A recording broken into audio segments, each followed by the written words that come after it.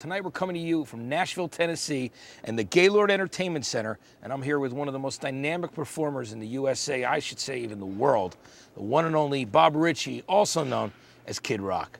What's Bobby, happening, good man? to see you, brother. Good to see you too, man. It's awesome, man. You know, we've been friends about 8 years now, and it's been an incredible climb for you, and been very, very exciting for me to see. Now, we should talk right away. I want to talk about this new live album that you have out called Live Trucker. Now, when I first heard the title, I said, it's Tristan Brown Trucker Band, and then I saw the cover, which is the same as the Live Bullet cover, close to the legendary Bob Seger and the Silver Bullet Band. So I think it's great. And you're paying homage once again to some of the Detroit legends from where you came out.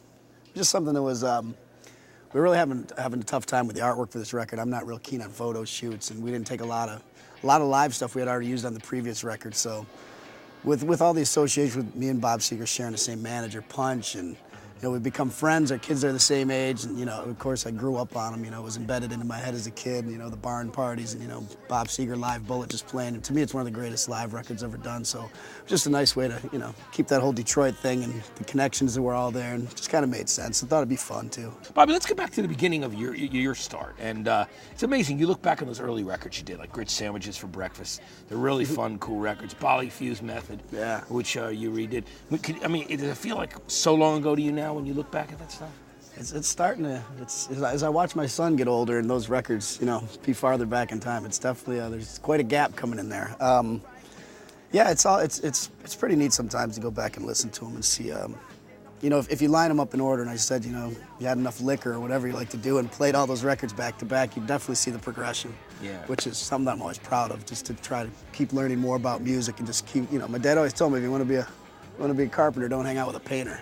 Yeah. So, I hang around here in Nashville and up there in Detroit and just try to surround myself with some of the best musicians and songwriters that I know, and just keep on that plane, just trying to make better music and write better songs. And one of the great things for you, too, is, you've pretty much played with or met or both every one of your idols you had when you were a kid. I remember when you first became tight with Hank Williams Jr. Yeah. And you and him first started hanging out, and we just spent 2 days in Alabama, me and Hank, and it was great. We went to he took me to his mom and daddy's gravesite over there. We took some flowers, and he told me some stories about relatives buried there with him. And then we went to the museum down in Montgomery, and that was really cool to get a tour of the museum with old Hank. Yeah, absolutely. He's just become a wonderful friend. Oh yeah, and you love the original, not only Hank Williams Jr.'s music, but you love the original Hank stuff too. Absolutely, which is great. Now on the new live album, you do a version of the Gap Band's "Outstanding," which is such a cool song. And the Gap Band were great.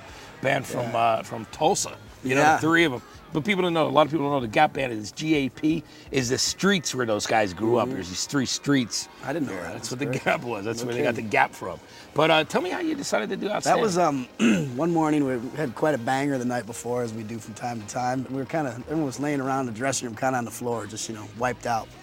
And we were just talking about music and listening to songs, and we kind of figured that we could pretty much hold our own in any musical situation, whether it's in Nashville, jump up at a country bar and play some rock and roll, get down and, I was just in London with Black Eyed Peas and Scratch from the Roots, and, freestyling on the microphone over there and getting on the turntables and doing my thing. I was like, well, what are we going to do if we're sitting there smack dead at the Apollo Theater, all black crowd?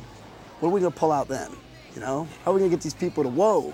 I was like, Outstanding, the Gap Band. So we literally listened to the song about 5 or 6 times in the dressing room, went out for a sound check, recorded it straight to a 2-track. It has not been mixed or manipulated or anything. There's no vocal wizardry, that people do in the studios, and I'm pretty proud of that. It was just a sound check, right to rock and roll is still alive, and it lives in Clarkston, Michigan, baby. That's amazing. It's great. I'm telling you, I love that. And I think the funny thing is that you think about the early days when you were always straight up and very frank about your feeling about sexuality, porn stars and strippers and everything else. And love it. Just got a portable strip pole today. Yeah, I saw portable. That. I saw that in the party room back there. It's not the greatest thing invented. I don't know what it is. Yeah, you have no idea what atmosphere, not just for the stripper factor thing, but the atmosphere that a pole creates. Yeah, it's just incredible. I'm telling you. Yeah, that's true. Absolutely. We might see some really good stuff later tonight. Incredible. That's a good thing. Hang out for the after party, Maddie. Yeah. So, Bobby, what else lately have you been listening to? Who are you liking out there? Who else have you been? I love that new Darkness record. Yeah, it's great, isn't it? The thing just rocks. Those kids are just out of hand. Love them. Yeah. Completely out of control. Well, they're fun. They got that whole thing. We're big fans of great bands like Thin Lizzy, obviously, and Queen. And it's very, very, it sounds like Foreigner meets Queen. You know, Yeah. it's great though. It just rocks. Yeah, it really does. Get some girls on that pole. What about that? Yeah, get them on the pole.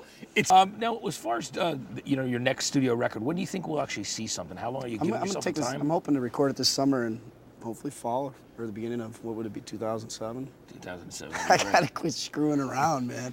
I know what I gotta do to get it done. I gotta quit screwing around, but screwing around is so fun. It is, and you can. Why do you do it? Because you can. I know, like I should be writing songs during the week, and it's just.